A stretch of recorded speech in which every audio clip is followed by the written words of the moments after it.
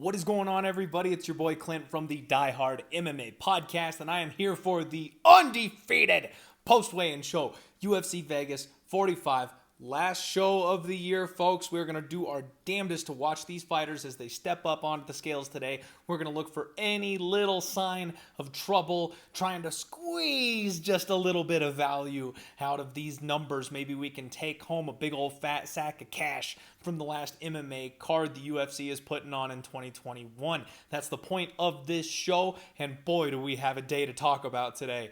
These fighters did not let us down. We're looking for info, and they gave it to us. So let's go ahead and dive straight on in to this one. First fight of the night, we have got Jordan Leavitt taking on Matt Sayles. Both guys came in at 155.5 pounds. Jordan Leavitt, goofy looking, posing, having fun up there, smiling like always. Matt Sayles came in. Dude is thick. He gave a huge flex up on the scale. He looked really good. What shocked me, what really got me, was when these guys came toe-to-toe. Jordan Leavitt is big. I mean, Matt Sayles is thick. Don't get me wrong. He's well-muscled. He is broad. He looks good. But the Monkey King himself is a big dude, and he doesn't look like it when he's just walking around, but when you square these two off, that's a big size advantage. This is a spot where I'm sitting here all week scratching my head, and it's like, yeah, it's striker versus grappler. It's striker versus grappler. Why don't we like the striking of Sayles? Why don't we like the perceived improvements in the wrestling of Sayles? Why don't we think he can keep it standing and win a 15-minute decision over a guy whose only path is wrestling, and then you see them stand next to each other, and you go, oh. It kind of reminds me of last week with Eric Anders, when I really thought he was going to be big enough, strong enough, good enough takedown defense to keep the fight where he needed it to be in order to get that dub. And then when you see his opponent, it was just like, oh, geez, okay. Like, there's something to be said for big grapplers. They know how to close the range. They know how to get the fight to the ground at all costs. And I think that's what's going to happen here. I was really on the fence about this fight. I didn't really want a whole lot to do with this fight, but the more I look at it, especially after seeing these guys after weighing in, I think I got to lean to Leavitt.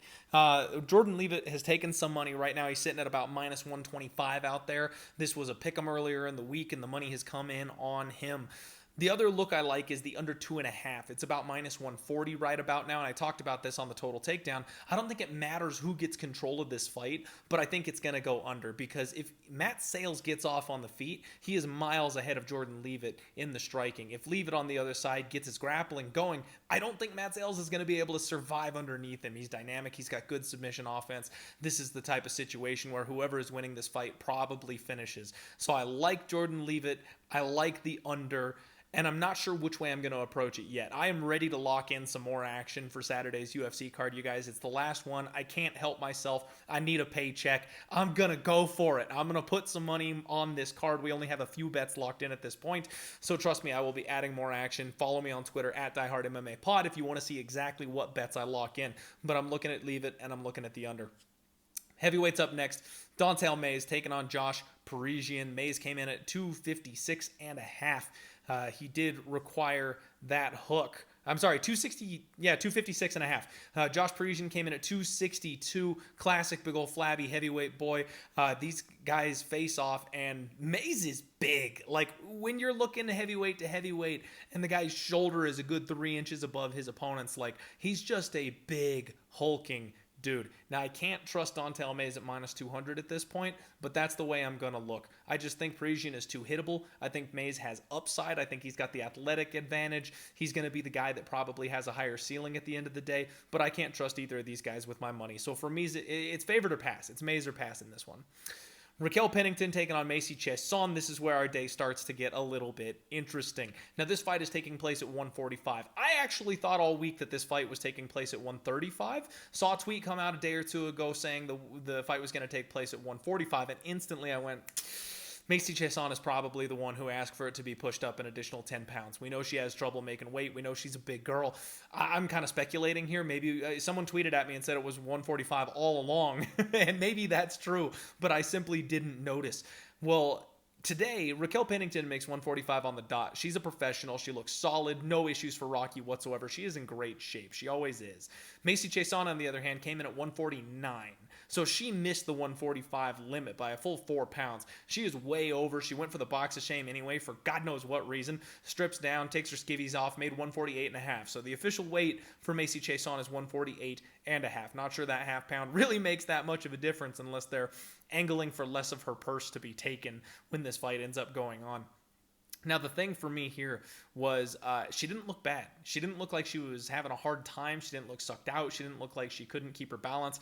So I'm a little concerned about this fight. I did say death taxes and Rocky by decision. That's how I've always felt about Raquel Pennington. Unless she's fighting the absolute upper echelon of the division, she is going to win. She is going to rough you up. Money has been coming in all week on Macy Chiasson. Rocky is all the way down to minus 170. She was up to minus 200 a little earlier in the week. You can get plus 140, plus 145 on the dog at this point, and especially after missing weight, you got to think that favors her. She's just huge when they faced off. She's got a significant size advantage over Rocky Pennington. Now, Rocky fights a game style where that doesn't necessarily matter. She'll pin you up against the fence, she'll take you down, she'll put you on your ass, and then that reach, that size advantage, none of it matters because you have no opportunity to use it. The problem for me here is going to be the gas tank and the strength. If these extra pounds really are something that Macy is using correctly, she could have a strength advantage here. She could nullify the one advantage where Rocky Pennington really just absolutely exposes people. That could be gone in this fight. So as much as I love Rocky and I want to bet Rocky, I don't think I can because of this weight miss. I'm a little scared about the power and the strength that a weight missing Macy brings to the cage. I still think it's probably Rocky by decision. You can get that prop at even money plus 100, but I don't think I'm going to make that bet at this point. And I thought about parlaying Rocky. I felt like the line was a little bit wide, but she's the rightful favorite. She should get it done. I don't think I'm going to do that either, just because we don't know what's going to happen at this stage. Charles Jourdain taking on Andre Ewell. Charles Jourdain came in at 145.5. Ewell 145 on the dot. Jourdain was absolutely shredded. This guy is in excellent shape. You can tell he wants to get back on the horse. He's hungry to get out there and get a dub. Andre Ewell, he looked thick up at 145. He looked much thicker, gave a big flex, defiant look on his face. I talked on Monday about how it's scary to me that I'm actually looking at betting on Andre Ewell simply because this is a guy who I've made a career out of fading every single time he steps in the octagon. And Charles Jourdain is a guy who I like and I think has tremendous upside. So the fact that I'm now flipping stances on both these guys for this fight, it kind of terrifies me a little bit. When they face off, Jourdain's got a decent size advantage. This is one of those spots where I thought they were going to be eye to eye, toe to toe, and then Ewell's got that reach that we always talk about. But Jourdain is big. Jourdain had a significant size advantage in this spot. And that's enough to kind of shake me off this thing. I still really don't like this price tag. I mean, paying minus 190, minus 195, minus 200 for Charles Jourdain. I know Andre Ewell is coming up to 145. It's his first time being here, and Jourdain is obviously a real, filled-out, solid 145er, but this fight really scares me. Now, Andre Ewell, in an interview a little earlier this week for Talking Hands, Pub Sports Radio, he did talk about how he's coming out and coming for the kill there in that first round, and he's going to treat every single round like it's the first round. Now, when we're talking about a guy who historically gasses in the second round, if he's coming out hard and fast every single round, I mean, those extra pounds on him had better make a difference, because if they don't, this is exactly the kind of game plan that's going to get him in trouble. So I can kind of see people betting on Ewell. I totally understand it from my read a little earlier in the week, but this whole thing has just gotten too muddled for me. It's kind of scared me off. This is a sketchy spot, a sketchy fight card with a lot of questions.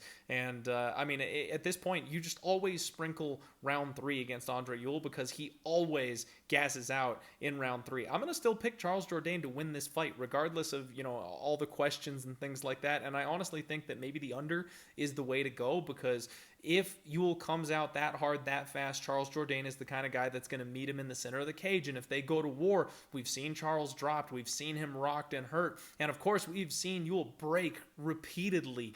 The 2.5 spooks me a little bit because the third round is probably where things get the most hairy, but these guys could probably go to war and get it done a whole lot earlier if Ewell is planning on pushing that kind of a pace. Sijara Eubanks taking on Melissa Gatto. Sijara came in at 127.5, and people know I love fading Sijara. People know I love talking about her gas tank and the weight issues, and everyone thought those were in the rearview mirror. We can't talk about that anymore. Well, here we are again, folks. Sijara Eubanks misses weight, 127.5, cannot make the 125-pound limit. I didn't think that was going to be something she would be able to do consistently. She made it once, and everyone got all worked up and excited. I'm not buying. Melissa Gatto made 125 on the dot, no issues there. Now, Sijara Eubanks absolutely shredded at 125. We know that. She has solid muscle. She's a thick girl. But boy, was she walking gingerly. That's one of the things that I look for when fighters miss weight is they've got sensitive feet. They've got a lack of balance. They have to be very careful with how they walk on and off the scale and how they're getting around that stage. And Sijara Eubanks definitely looked like she was watching very closely where her feet were going. Melissa Gatto on the other side of this thing was fantastic on the scales today. She was in great shape. Big smile, big flex. Couldn't like anything more than how Gatto looked on the scales today. When they face off, Sarge did not look good. She is worn down from that weight cut, and Melissa Gatto has a decent size advantage here in this spot. A lot of people are relying on Sijara Eubanks to go out there and use that grappling heavy top pressure, just be able to pin someone like Gatto down for 15 minutes. And honestly, with her struggling on the scales today, there's two ways you can look at that. Some people are going to tell you that the extra weight is going to be the advantage, but someone like me, looking at how awful she looked, look at the way that she was limping around on the stage, I think she's compromised. I absolutely think that Sijara Eubanks had the type of weight cut that's going to cause a problem for her on Saturday. I don't think we can trust that gas tank. Now, I am already on Gatto. I got her at plus 175, and she's all the way down around the market in a big way. She is down to plus 140, plus 135 in some spots. Money is just flooding in on Melissa Gatto, which I understand. I'm happy to be ahead of that line movement on. I may be sprinkling that round 3 prop as always, because Gatto is a finisher, and if Sijara Eubanks does slow down, if she does lose that gas tank, then I think that's going to be a kill spot for Melissa Gatto. I like that side. I already like it. I'm already on it. I understand you can make clear arguments for Sijara Eubanks, but especially with that weight miss, I wouldn't be trusting her with my money.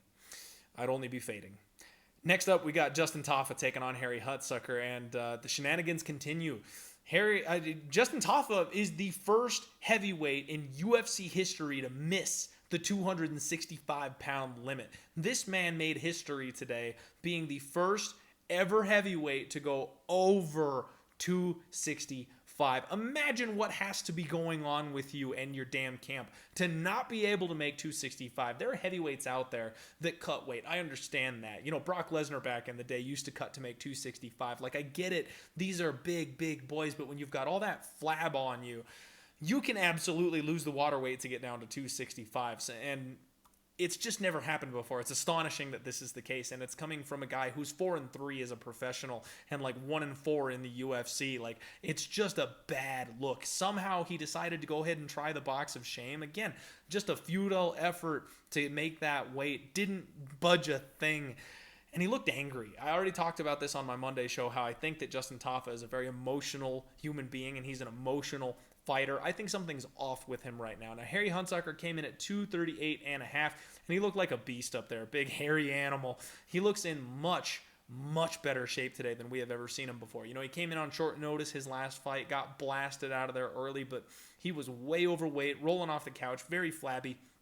He looked much more muscular, much more tight today on the scales. The problem for me is when they face off, Tafa has a big size advantage. Like, he's a real heavyweight. He's taller, he's wider. Like, he definitely has a significant size advantage here in this spot. But you could tell he just did not want to be there. Like, he was not even worried about Harry Hunsucker. He was just angry about the whole situation or whatever may have been going on in his personal life. Like, you could tell he just had a problem today. So I have big questions, because I was getting to the point where I was kind of talking myself into it, that I'm just like, Harry's bad, and Tafa, you know, he's probably better than we've seen. He's got the UFC level experience, but, you know, after this kind of a weird weight miss, this isn't the type of, you know, he drained himself down, he's completely strung out, like, he's all sucked in, and we're worried about how he's going to perform because he missed weight. Like, heavyweights aren't like that. This guy's fine. If anything, the extra weight is going to add to his punching power.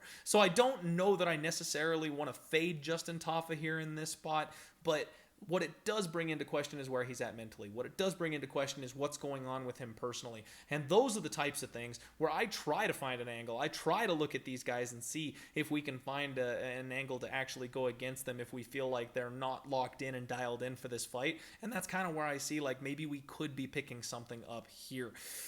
If you want to plug your nose and take the shot on Victor Henry, I think maybe he is a live dog, but if he doesn't get Justin Tafa out of there in the first, he's going to be in for a long night because Tafa just does not stop and he does hit hard and he's got accurate hands. We've seen Henry can't take a good punch. So I still think maybe under is probably the way to go here. And as much as there is some maybe value on the dog here on Hunsucker, I don't personally think I'm going to jump in on this one. It's a very weird spot, and especially with the weight miss, it's even worse. Next up, we've got Raoni Barcelos taking on Victor Henry. Raoni came in at 135.5, gave a big flex, looked good, moved well. Victor Henry, 136. He's the reincarnation of Clay Guida up there with the big old shaggy curly hair. You gotta love it. He looks solid, good shape, no issues there. When they faced off, Raoni Barcelos has a nice little size advantage, and this is a spot where I've kind of been a little too fancy with myself all week, trying to kind of look into Victor Henry. I know a lot of people out there are excited about him, but at the end of the day, I think I got to just roll with my boy, Raoni Barcelos. He is proven at the UFC level. We know how dangerous he is. He's got the size advantage. We know Victor Henry has a problem with the grappling, and that's something that Raoni Barcelos absolutely can exploit. I'm still thinking Raoni Barcelos by submission is the way to go. Might put the guy in a parlay because of how wide the line is. Again, another spot where I'm planning to attack. I should be locking a bet in today, just not sure exactly how I want to do it. Dustin Stoltzfus taking on Gerald Meerschaert. Both guys came in at 185.5. Dustin Stoltzfus looked absolutely shredded. Hands behind the back, Masvidal style. Very calm, collected. I love seeing that.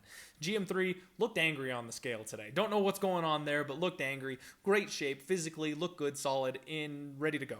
These guys size up really well. Slight size advantage or height advantage for Gerald Meerschaert, but realistically, they're pretty solid 1-to-1 here. Now, you've got Gerald Meerschaert minus 225 to minus 240, somewhere in that ballpark. You can get plus 185, and I see 1 plus 200 still hanging out there on Stoltzfus, but it looks like that number's come down to about plus 190 or so market-wide.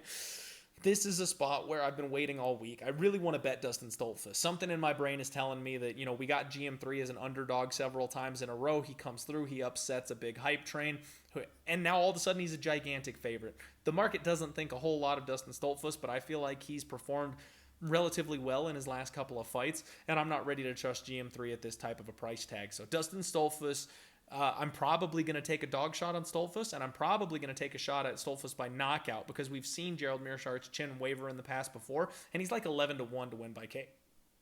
So, maybe taking that shot, maybe inside the distance. Again, haven't locked that bet in, but I think I'm going to look at Dustin here. The weigh-ins doesn't really do anything for me. It didn't really tell me anything. This is more of a spot where I was kind of creeping all week. Talked about it on Monday. I wanted that price tag on Gerald Meerschaert to go up because I know there's a lot of people out there. There's a lot of love for him, and like I said, derailing a hype train, you'd expect people to be backing him big in this spot. So I was hoping I would get a better number on Stoltzfus, but it just hasn't moved all that much, which again kind of sells to me that maybe I'm onto something here, because if the market is not moving and everybody thinks Gerald is going to run through this guy, there's usually something to that. Cub Swanson taking on Darren Elkins. Both guys came in at 145.5. Classic Cub, business as usual, no problems there. Same thing with the damage. Darren Elkins looked good, but we don't really expect much from him physically on the scales anyway. These guys size up really well. Size advantage for Darren Elkins. It was a respectful face-off. This is another spot where absolutely nothing changes for me. I've got a big 2-unit bomb on Darren Elkins from earlier in the week. Beat another market move. I want to say I got either plus 175 or plus 185. I can't remember which one. But he's down to about plus 160 around the market here. I just think he's going to have that grappling edge. I think he's going to be able to grind this thing out. And even if it comes down to being a close back and forth type of fight, give me the big dog for that. Absolutely. Anytime.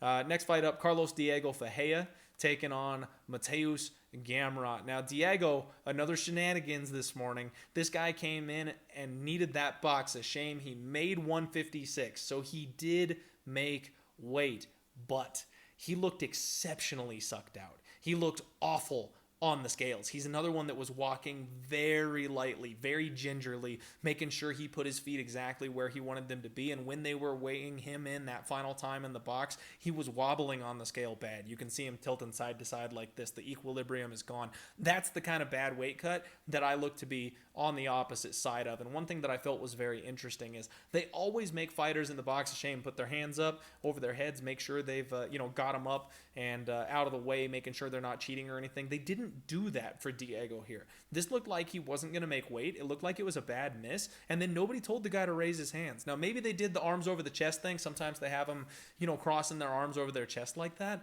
but we couldn't tell from my viewpoint whether or not that was something they were monitoring. He may have gotten away with one here. Either way, he looked bad. He looked like he really struggled to make the weight. He did make the weight, but I think it took something out of him. Mateusz Gamrot, on the other hand, looked jacked. This man gave a huge flex, fantastic shape, and when they faced off, Gamrot seemed a little bit bigger. Both guys were very intense. Carlos Diego bringing the heat at the face-offs today on this one, which is always interesting when somebody is struggled and exhausted and they still try to come up and be intense on the scales. This is going to be a fun fight.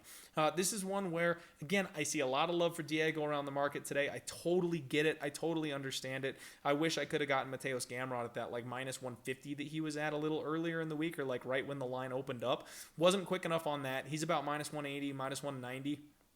I would not be trusting Diego with my money after that kind of a weight cut. That's the type of weight cut that you could see somebody crumble from mid-fight if things get tough. And we know that Gamrot is fully capable of wrestling and being on top of people and holding top position and stuff like that. So I think this is another Gamrot spot. And I don't like the minus 185, minus 190, but especially with that, near miss on the weight and the bad cut for Carlos Diego, I definitely am going to be looking on the Mateusz Gamrot side. Raphael Assunção taking on Ricky Simón. Assunção came in 136, Simón 135.5. Really great shape, honestly, for Raphael Assunção. For a guy that's 39 years old, gave a confident smirk, looked good on the scales. Ricky Simón absolutely shredded again today. This guy was in phenomenal shape, gave a huge flex. We know he's a monster at this weight class. When they face off, slight size advantage for Assunção, but Simón was wearing flip-flops. So when you factor that in, these guys are about the same size. Some people are going to see that and think that Assunção's got a decent size advantage here, but he was a little higher off the ground. This is a spot where I think it's just smash for Ricky Simón. I think that his chain grappling, the wrestling, I think that's going to be a huge problem for an elderly Assunção. Even if this fight ends up being rather close, I think that Ricky Simón is just going to be dominant in the grappling exchanges, and that should be enough to win him a decision. Next up, Amanda Lemos taking on Angela Hill. Lemos came in at 115, and Angela Hill 115.5. Lemos looked a bit sucked out. Those cheeks are pretty tight. I can't talk right now. Those cheeks are sucked out and looked pretty tight, the skin on her face, but she did move well. She gave a good flex. I'm not overly concerned about it. Angela Hill brought the fro back. You love to see that. And she looked great. She was in fantastic shape. Hill always is. We're never worried about her missing weight or having a problem on the scale. These two size up pretty well. Lemos slightly bigger, and that's something that was a bit concerning to me. Now, money has come in on Angela Hill. I understand the thought process about this line being a little wide. Uncle Weezy talked to me about it on Monday, about why are we suddenly making Angela Hill this gigantic favorite when Lemos hasn't really fought anybody, and it makes sense to me. And I was this close to rolling the dice with my girl Angie Hill. Y'all know I love Angie Hill. I was very, very close to going ahead and taking a stab and taking a shot, trying to get involved there with her, but I ended up pumping the brakes. First off, the line is gone. I could have got plus 310 earlier in the week. Now it's plus 250. I mean, it's still there. That's still a big, gigantic number if you think this fight is going to play out closely. But the more I think about it, I'm sold on Amanda Lemos for a reason. I may not want to lay minus 300 on Amanda Lemos, but I am sold on her for a reason. And one thing that I did go back and take a look at on Angela Hill is that if you bully her physically, it's something that she does have a bit of a problem with. Her wrestling, her counter wrestling, her takedown defense, it's improved. It's gotten better. But the one thing that she hasn't really been able to handle is when somebody just out-muscles her. That is a problem for her. You go back to like the Randa Marcos fight, she got taken down, handled, and armbarred in that spot. We talked about how durable she is. She's never been KO'd, and Lemos is a power puncher.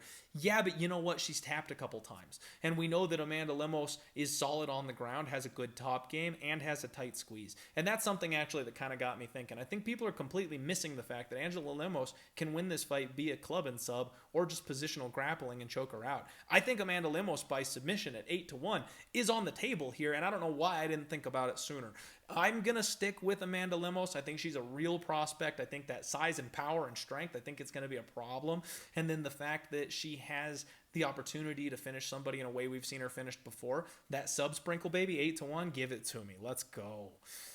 Stephen Wonderboy Thompson taking on Belal Muhammad in the co-main event. Both guys made 170.5. Stephen Thompson, tall and slim, look good, always cut up in good shape. Another guy we never have to worry about. Belal Muhammad, say it with me, folks, absolutely shredded on the scales today. This might be the best shape I've ever seen Belal Muhammad in. He looked fantastic on the scales. Now, we've got another tall versus short, lanky versus thick type of setup here. Obviously, Wonderboy has the reach advantage here. This was a very respectful face-off. I took the dog shot here. I think this line was just a little bit too wide. I got plus 200 on Belal Muhammad. He's down to plus 180 market wide, so beat another nice little line movement there. Gotta love to see that. I just think he's going to be able to mix up the MMA game better, mix in that grappling and the takedowns. We saw Thompson struggle against Gilbert Burns with that, and you know what? Maybe Thompson does win. Maybe he does get back on track here. But I think that Belal has a little more gas in the tank, and I like his well-rounded game a little bit better. I think people have just kind of figured Wonderboy out at this point. So we'll see how that ends up, but I do have a nice big fat dog. Derrick Lewis taking on Chris Daukaus in the main event. Derrick Lewis, the Black Beast himself, tips the scales at 265. He made weight, mind you. Amateurs missing weight at 265. He's got that power gut up there, having a good time, smiling, laughing, making jokes. I love the Black Beast. Chris Daukaus came in at 235.5. 10 pounds heavier than his last weigh-in. I do want to note that he came in the 220s, I believe, in his last fight. So the fact that he came in a bit thicker means he knows what he's up against. I think he understands he needs to have a little bit more meat on the bone, taking on a beast like Derrick Lewis. Honestly, Chris Daukaus looked great on the scales today. We've talked about his body transformation. We've talked about how every single time he gets up there, he is more and more a fighter. He is more and more in shape, and he's just working on it after being a big, fat, heavy guy when he first started his MMA career. He looks like a fighter now. There's a big size difference here. Now, they're almost the same height, right? Derrick Lewis is a little bit taller than Daukaus, maybe an inch or two. But they are so different when it comes to how thick and broad they are. Derrick Lewis is a barn. He is so wide, and Chris Daukaus is built for speed. Normally speaking, that is the type of thing I like to back. I love fighters that are fast and athletic, especially at heavyweight, because speed kills when your opponent can't keep up with you. But what we've seen time and time again is that Chris Daukaus is hittable. He puts himself in danger, he gets in range, and he's been cracked several times. Even on the regional scene, he's been hurt and he's been put down. I think it's just a little too aggressive to make Chris Daukaus a favorite over a guy like Derrick Lewis. He's a minus 145 favorite in this spot. You can get Derrick Lewis at about plus 125. He's coming down to plus 115 in some spots, so there is some love out there for Derrick Lewis in this spot.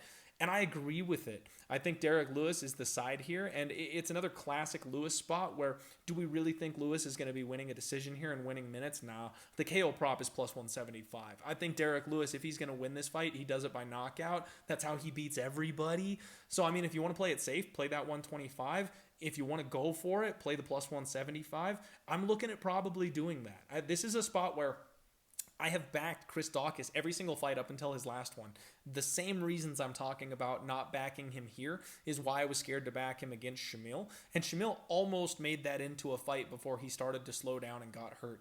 Now, Daukaus, maybe he's just the next big thing. Maybe he's just incredible, and he's going to come out, and he's going to do the damn thing, and he's going to be the next big heavyweight on the scene. I hope so. I like the guy. I want to cheer for him. I think it's all there for him.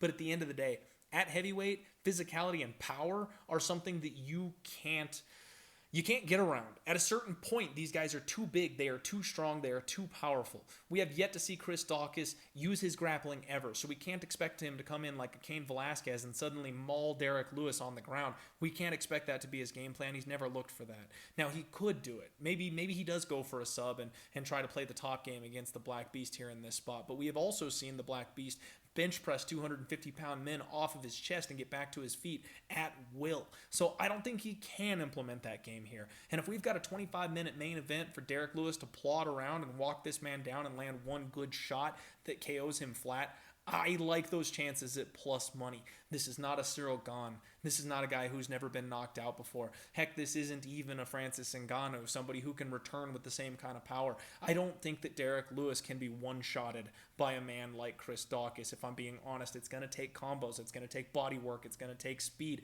footwork. He's got all that. I just don't think he should be the favorite here. So I'm probably going to back Derrick Lewis in the main event on Saturday.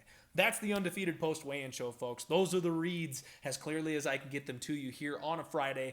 One more sleep before UFC Vegas 45. I hope you do well. I wish you good luck. Give me a follow on Twitter at DieHardMMAPod. I've only got 3 bets live right now. They're all 3 underdogs, and I'm looking at adding a few more plays. Pretty excited about this card. Hopefully we can end on a high note.